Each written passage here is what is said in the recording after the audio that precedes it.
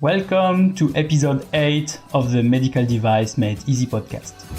Welcome to the Medical Device Made Easy podcast. I am Munir Lazouzi, a medical device expert specialized on quality and regulatory affairs.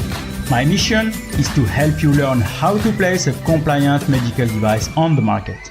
For that, I'll share with you my experience and the one of others on this podcast. Are you ready for your dose of regulation and standard today? Okay, so let the show begin. Today on this episode, we will talk about how to move from correction to prevention. So I will share with you a technique that you can use to try to move from correction to prevention. What does it mean? Are you firefighting the whole day because issues are coming and you are trying to solve them, but another is coming and you're trying to solve them? So you have no time, if I can say, to rest or to think a bit more about your strategy. So I will give you a technique that is informal that you can use. It's kind of an audit technique, but it's not like an internal audit. You can make it informal, means that do it whenever you want, or you can make it formal with your procedures, your choice. So let's look at that. But before, as usual, have you subscribed to my podcast? So I really thank you for those that subscribed. Thanks for your messages. And I try to make this podcast available at many places, also that you can get it on any of your devices. The new one that is coming, I think it's already here, but I'm not sure. It's Google Podcast. So if you can try it on Google to check if you have Google Podcast, if you have Medical Device Made Easy podcast on it, or also on your Google Home. If you can try it also and let me know. I will see in the next episode if everything is in place now. And also Alexa devices. So please try it. Let me know if this is working. I really do that for you so I can share my experience and also the experience of others within this podcast. And don't forget also to share that with your colleagues, with the people that want to learn about medical devices. They can go also on easymedicaldevice.com. I'm releasing some blog posts where they can learn something, where they can also download informations.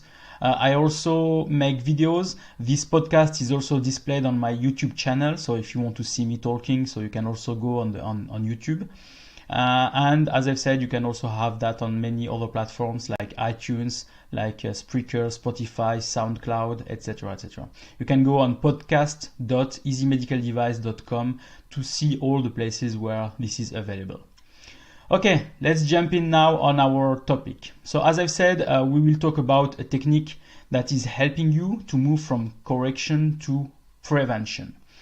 So prevention is mainly that trying to find issues or potential issues before they arrive or before they grow and they become really big problems. Because an issue can be a small one, you think, oh, it's fine, it's okay. But if you don't find it in advance, this can be a big problem. So let's also work on that. For that, I have a special term. I don't know if you know it. We are using the term Gemba walk. So Gemba walk, in Japanese, it means the actual place or the crime scene. So we are not talking about crime here. We are still on Medical Device Made Easy podcast. So, but if you are working in business, this means also the place where value is created. So this is the term that we will use for this podcast. Usually the Gemba work is like we have a problem that happened in a place in your manufacturing plant, and what is happening is that we are going at the place where the problem occurred. We are trying to understand the impact of this problem, and we are trying to gather information so we can solve this problem. But for me, I want to use that the other way around, if I can say. I don't wait for the problem to arrive. I already investigate or make a Gemba, so go to the place where value is created to check if everything is fine, if everything goes well.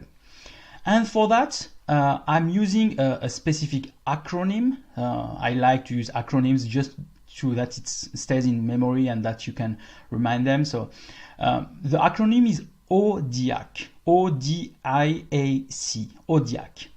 So what does it mean exactly? So ODIAC means observation, discovery, ID, action, and confirmation.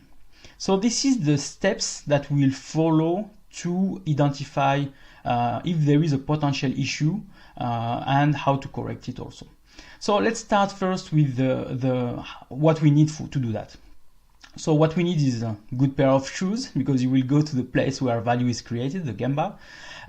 Also a pen and maybe a template, or maybe if you are more on a digital, in the digital era, I think we should all be, your iPad or your tablet with the form inside. So you can use whatever you want. As I say, it's really informal, so it's not like there is a procedure saying this or that, unless you decide to make it formal, which I wish that to you, so that you can really make that regularly. Then what do you need? As I've said, you need a pen, a paper or a tablet, and inside also a form or a template.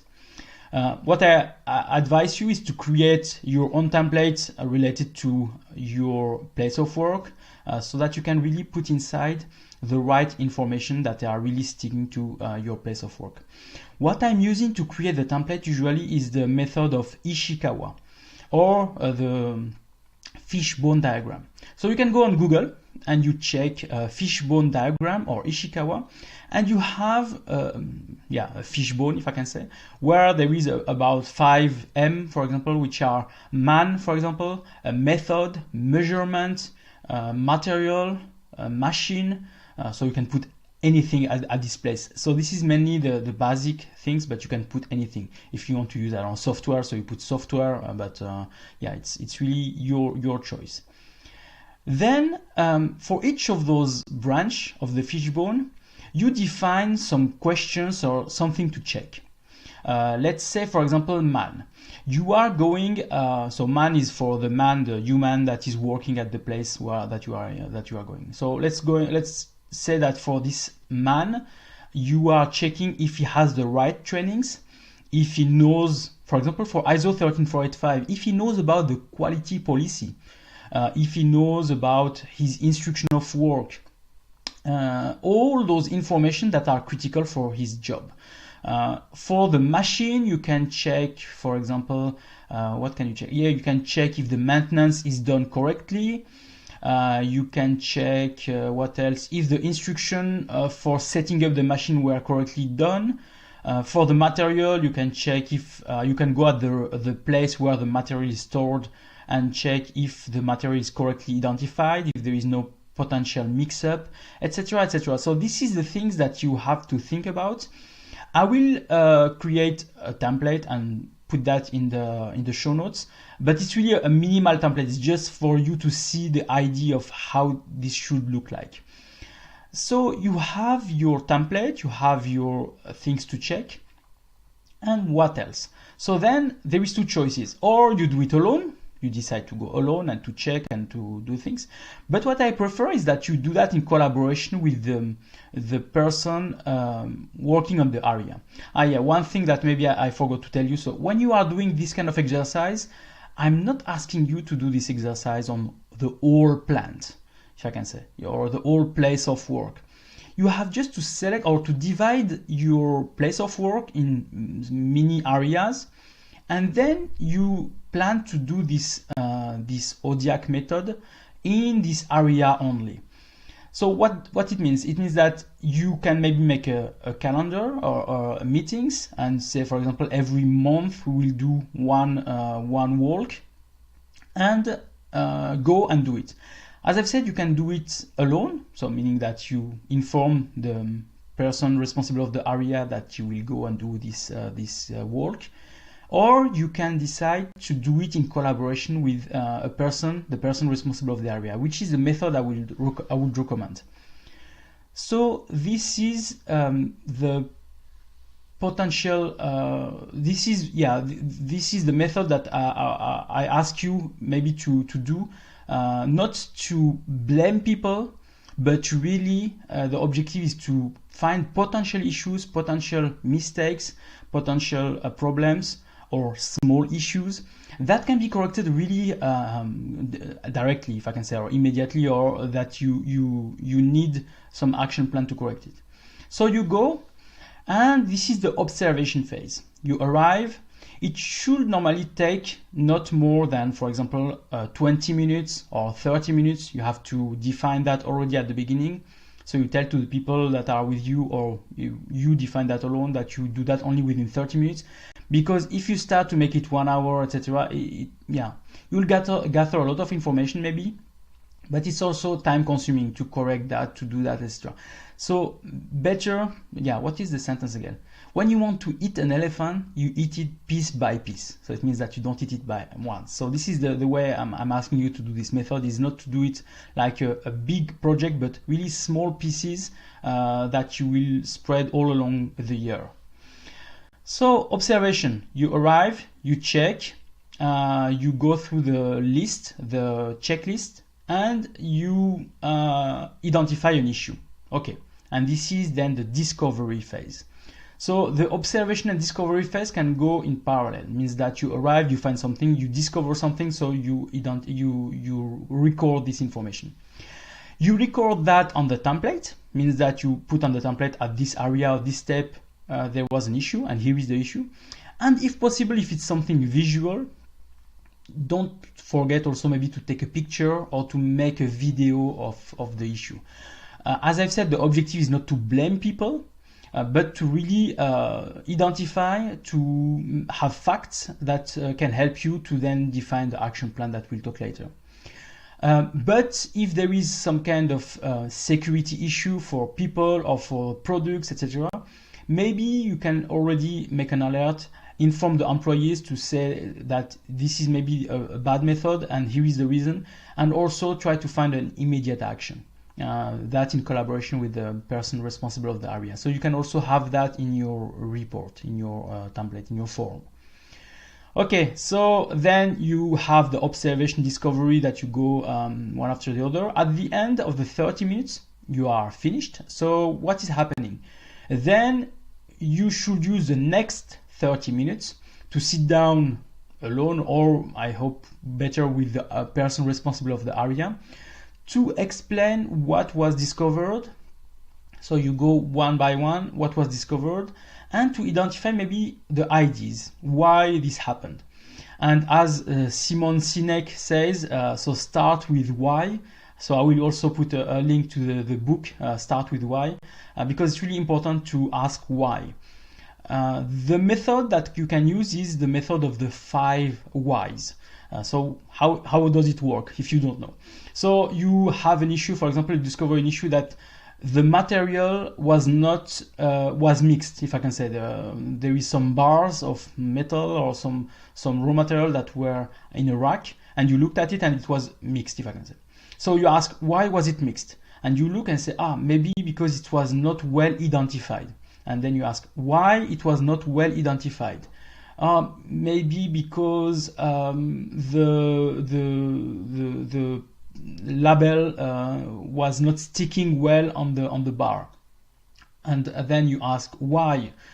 Because we don't use the right method, we didn't check that it's working well, etc. etc. And at the end, it can maybe upset the person that you are saying why, because at the end it's like, I don't know why. But the objective is really to go deeply. The objective is not to find a solution for just correcting the high level problem, but really to go deeply on the root cause and to find really the root cause. So here maybe the solution that you can say, okay, the label is not sticking well, so what should we do then? Because you arrived really at the last step of the why. And then you arrive now on the action definition. So you find the idea or the reason, and then you can define what is the action to correct this problem. The action, for example, on this case can be, okay, instead of using this method of identification, we can maybe use engraving or laser marking or something like that. So this is also something that you can check. Or you can ask directly the supplier of the raw material to provide you this with the right identification on it that is that you cannot remove, etc. This is just an example, but this is the ID. Okay, so you looked at it, you find the issue, you have now the ID, so the I of ODIAC. Then you define the action, putting in place an engraving system or laser marking system. When you put in place the action, as usual, don't put just action, put the action, the due date, when you think this action will be completed, the responsible person. One method is also to not put 2 or 3 names, put just one, because if you put 3 names, everybody will say, yeah, but it's not my responsibility, it's also the responsibility of others. So put just one name, the one that will be really responsible to track that. And then you can start to to ask people to start to do their job. So you have an agreement between you and the responsible of the area, so then they can start to work on that. Then the last step, confirmation. So confirmation is to check that the action, when it's completed, when it's confirmed that it's completed, is done. And the thing is that you should not check that on paper. You should check that really doing again a Gamba, so going to the place of value. How you do that? There is 2 methods also. So, or you define a standalone Gamba. So you say, okay, I will define that time, 15 minutes or 10 minutes to go and check that everything is done well. Or you can decide, okay, during the next Gamba, I will spend maybe 10 minutes to check that all what was corrected in the other area, because when you do the next Gamba, you don't do the Gamba on the same area, you do that in another area. Then you take maybe 10 minutes just to check that everything is corrected. This is really important because the confirmation phase is a phase that sometimes we are failing to follow. And we see that people say, yeah, anyway, they will not come back to check, so we can continue as we were doing before. This is also important for the person responsible for area to be responsible, accountable of those actions, and that he provides the information that is done. And you can also, for the confirmation, do a second check, maybe the next Gamba, not the first follow-up Gamba, but the second one, just to also see if this problem is kind of human error problem or something that people can create. It's also important to maybe check that this is really something that people understood and are now following, because we can have some method that we say, okay, we'll change that, so we change it, we made the check, and just after the check it's like, okay, now they will not come back, so we can continue as before, or we can go back to our devils. Okay, so we have now went through that. So ODIAC, so observation, discovery, ID, action, confirmation. This is normally helping you to move from correction to prevention, because instead of waiting that the problem is appearing and starting to arrive to your desk, and then you have to do something in emergency or in urgency, so you cannot wait, if I can say it's a big problem. So then you have more time. You have more time to look at it, to find the right issue, the right root cause, and to find the right action to put in place, and have time also to train your people and have time to make things in the correct way, if I can say. So I hope this will be a good method for you. As I've said, I will put a template just for your information on the show notes. It will be a short template, but it's just to give you an idea of the method of the table. It will be an Excel file of the table with all the steps that you have to look at. And if you have another method that you are using for this kind of thing, so please also share that with me on the comments. And if you have no method, what do you think about this one, the ODIAC method? So what do you think? Is it something that you will use, easy to use, or something that you think that it will never work at your company? I want really to open a conversation with you, so please just let me know what you think about that. Okay, so today was a short episode, so thank you very much. Don't forget, as I've said, to subscribe to the podcast, and also to provide good reviews or thumbs up for the ones that are on YouTube. And I see you then to the next episode. So thank you and goodbye.